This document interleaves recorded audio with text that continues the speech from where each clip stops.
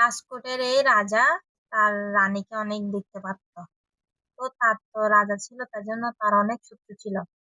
তো সে তার রানীকে দেখতে পারতো ঠিক আছে, কিন্তু সে মানুষের অনেক হেল্প করতো। মানুষের হেল্প করতে করতে সে নিজের অনেক শত্রু বাড়ে ফেলছে। তো এমন ভাবে শত্রু বাড়ে ফেলছে, তার রানী একদিন ওই শত্রুদের হাতে মারা যায়। তো ওই শত্রুরা ছিল মন্ত্রী। তো যখন মন্ত্রী ছিল, সে যখন রানী মারা যায় তখন সে তার তার শরীরের কিছু অংশ মানুষকে ডোনেট করে যায়।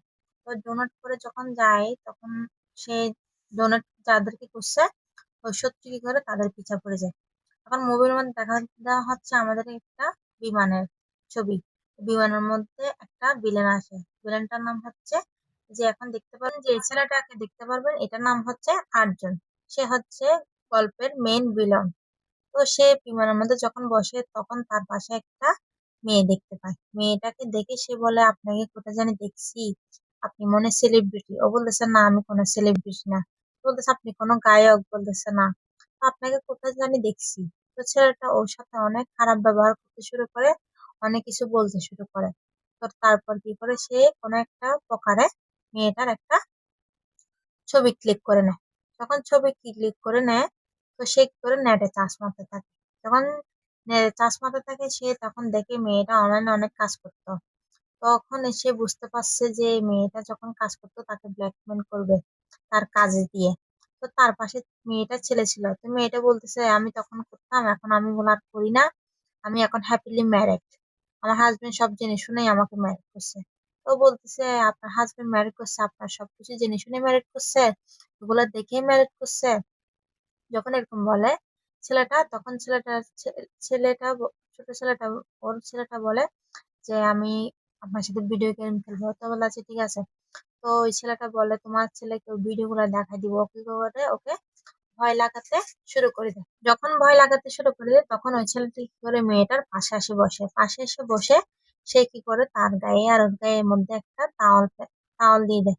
তো মেয়েটার সাথে সে কিছু একটা খারাপ কিছু করতে যায়।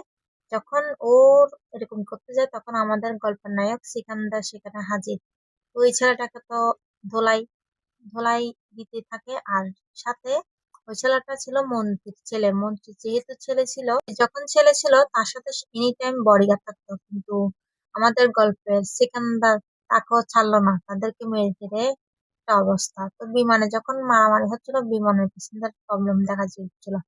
তো আমাদের গল্পের সিকান্দার কি করে একজনকে বলে যে, দেখ, মেয়েটা আগে যা করতো করতো, এখন আর কিছু করে না, তাকে ডিস্টার্ব করিস না। তো এরকম বলে বলে যে ওই মেয়েটার থেকে মাপ চা, পা ধরে মাপ চা। তো যখন পা ধরে মাপ চাইতে বলে তখন এই ছেলেটা কি করে তার থেকে পা ধরে মাপ চায়। পা ধরে মাপ চাওয়ার পরে আমাদের সিকান্দার আবার নিজের জায়গায় চলে আসে। নিজের জায়গায় চলে আসে, আবার রিল্যাক্স ফিল করতে শুরু করে দেয়। তো যখন রিল্যাক্স ফিল শুরু করে, এর মধ্যে আমাদেরকে দেখানো হবে পরের সিন, যে ওই যে ছেলেটাকে মাপ চাইতে বলছিল সেটা একজনে কি করে ভিডিও করে নেয়। ভিডিও করে নিয়ে আমাদের সিকান্দারের উপরে হামলা করতে চলে আসে। এরপর দেখানো হচ্ছে একটা মন্ত্রীর বাড়ি, যেখানে অনেক মানুষ দাঁড়িয়ে থাকছে তার নেতাকে দেখার জন্য। এ হচ্ছে মন্ত্রী। তো ওই যে একটা আমরা দেখছিলাম একটা ছেলেকে মারতেছিল, ওই ছেলেটা হচ্ছে মন্ত্রীর ছেলে আটজন। মন্ত্রীর ছেলে যখন মার খাচ্ছিল তখন সেখানের মধ্যে তার অনেক বডিগার্ড ছিল। বডিগার্ড গুলা ওকে বাঁচাতে পারে নাই। এটা হচ্ছে মন্ত্রীর সিকিউরিটি, পার্সোনাল সিকিউরিটি। তো জিজ্ঞেস করতে যে আমার ছেলে যেখানে যাচ্ছিল সেখানে চলে গেছে ঠিকঠাক। তো যখন সিকিউরিটি গার্ড মিথ্যা কথা বলছিল, তো মন্ত্রী জেনে গেছে। মন্ত্রী কি করে তার উপরে অনেক রাগ করে, যে কে এসে আমার ছেলেকে মারছে, আমার ছেলেকে এমন করছে। তো মন্ত্রীর মা বলে, নিশ্চয়ই আমাদের ছেলের কোনো দোষ ছিল, হয়তো কোনো দোষের কারণে আমাদের ছেলেকে মারছে। তো মন্ত্রী বউকে শাসাতে থাকে। তারপর মন্ত্রী বলে, যে আমার ছেলেকে মারছে তাকে তো আমি ছাড়বো না। আর একদিন কি আমার একদিন, তাকে তো এই পৃথিবীতে বেঁচে থাকার কোনো অধিকার নেই। তার মাথা ঝুলিয়ে রাখবো আমি কেটে, এভাবে এভাবে করে বলতে থাকে। মন্ত্রী তো রাগে অনেক কন্ট্রোল করে আসে। তো তখন মন্ত্রীকে তার সিকিউরিটি গার্ড বলতে থাকে। এরপর আমরা দেখতেছি পুলিশ স্টেশন। এই পুলিশ স্টেশনের মধ্যে প্রকাশ ট্রান্সফার হয়ে আসে রাজকোটে। তো সে আসে যে আমাদের নায়ক সিকান্দারের কারণে এখানে আসে, তাকে ওই যে ভিলেনের নায়কের জন্য এখানে আনা হয়। তো সে দেখে আসে যে সিকান্দারের বিরুদ্ধে অলরেডি অনেকগুলা মামলা আছে। তো সবাই বলতেছে কেন সিকান্দারের মামলা আছে, এগুলা ওকে ধরে নাই কেন, ওকে আনে নাই কেন জেলখানার মধ্যে। তো স্যার ও তো রাজা, ওকে কিভাবে আনবো? উনি অনেক ভালো কাজ করে। তো কি করে, ওই পুলিশ পুলিশ রাজদরবারে যায়, রাজদরবারে যায় মনে করে যে সিকান্দার তো এখানে মনে কোনো ছোট কাজে কাজ করে, কিন্তু ওর পুলিশ স্টেশনের লোকরা বলে যে না, উনি এখানে রাজা, এই পুরো মেহালটা হচ্ছে ওনার। তো ও পুরো মেহালটা ঘুরে ঘুরে দেখতে থাকে। এর মধ্যে আমাদের রানী আমার এন্ট্রি দেয়, এন্ট্রি দিয়ে বলে যে ওয়েলকাম ওয়েলকাম, আসেন আসেন আমাদের রাজবাড়ি, আপনাকে স্বাগতম, এরকম করে বলতে থাকে। তখন বলে যে আপনি যখন আসতেছেন শুনছে আমার হাজবেন্ড দেখা করার জন্য, তখন উনি দেখা করার জন্য আপনার ওখানে স্টেশনে চলে গেছে। আপনি এখানে কষ্ট করে কেন আসছেন? উনি তো ওখানে গেছে। তো উনি বলতেছে ওনার নামে হাজার মামলা আছে, ওনাকে দেখতে আসছি আর কি। এরকম করে পুলিশ অনেক গরম হয়ে যায়। তো উনি বলতেছিল যে যাওয়ার সময় আমাদের গাড়ি করে যাবেন।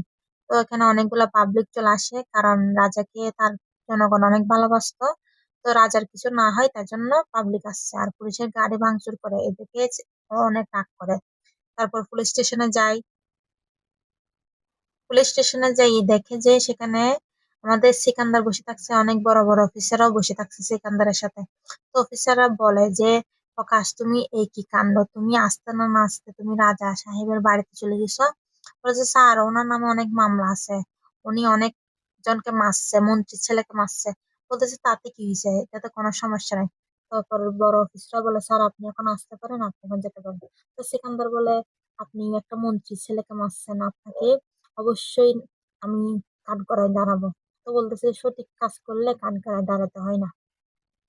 এ বলে সিকান্দার সেখান থেকে চলে যায়, জনগণ তাকে ইয়া করে। এর মধ্যে রানী সাহেব কল দিয়ে বলে যে আপনাকে কি পাইছে, আপনি কথা বলছেন? ও বলে যে আমি এই রাজাকে ছাড়বো না। তো রানী সাহেবা বলে যে আমি আপনাকে আমার হাজবেন্ডকে কিছু করতে দিব না, আমি যতক্ষণ আছি আপনি আমার হাজবেন্ডের কিচ্ছু করতে পারবেন না, এরকম বলে কলটা রেখে দেয়। তারপর আমরা দেখতে পাই আরেকটা সিনারির মধ্যে দেখতে পাচ্ছি রাজা রানী পার্টি করতেছে। তারা পার্টি করতেছিল একটা বিশেষ উপলক্ষে। রাজা অনেকজনকে ঘর বাড়ি দিছিল, এই ঘর বাড়ির কারণে সারা এখানে পার্টি করতেছিল। এখানে পুলিশ অফিসার প্রকাশ আর তার সিকিউরিটি ওদেরকে পাহারা দিয়ে দেখতেছিল তারা কি করে।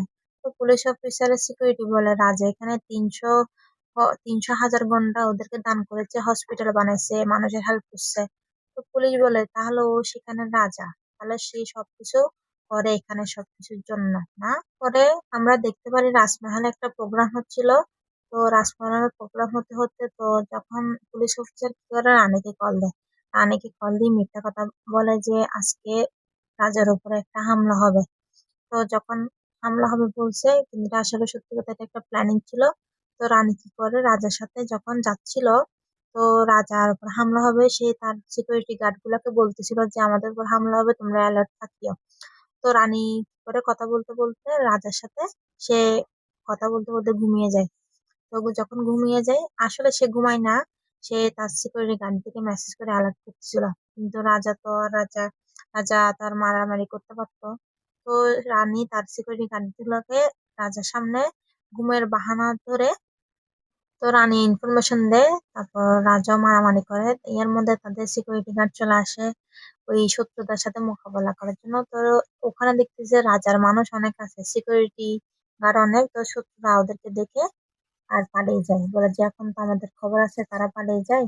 তো রানী কি করে, আবার পুনরায় ঘুমের বাহানা করে আবার কি করে ঘুমাতে থাকে। এরপর আমরা দেখতে পাচ্ছি রাজা রানী কথা বলতেছে। তো রানী বলতেছে আমি একটা পেন্টিং বানাইছি, তুমি কি এটা দেখবা? তো রাজা বলে আচ্ছা ঠিক আছে, আর তুমি নিয়ে আসো আসো, আমি দেখবো। তো এ বলে রানী কি করে পেন্টিংটা আনতে যায়। যখন পেন্টিংটা আনে, তো দেখা যায় কি রাজা মিটিং এ ব্যস্ত হয়ে গেছে। তো রানী এটা দেখে তার অনেক মন খারাপ হয়, মন খারাপ হলে কি হবে, কিন্তু রানী বুঝতো যে রাজার অনেক কাজ থাকে। তাও কি করছে, রানী রাগ করে পেন্টিংটা নিয়ে আবার পুনরায় রেখে দেয়। তারপর রানীর অ্যাসিস্ট্যান্ট বলতে থাকে আপনি যাকে নিজের দুনিয়া মানতেছেন সে তো আপনাকে কোনো পাত্তাই দেয় না। তো যখন এরকম বলছে, বলে সমস্যা নাই, রাজা যেখানে বিয়ে করতে চায় নাই সেখানে আমাকে, উনি অসহায় মানুষকে বিয়ে করছে আমার অসম্মান হতে দেখে, আমি বুঝি, উনি আমাকে অনেক দেখতে পারে।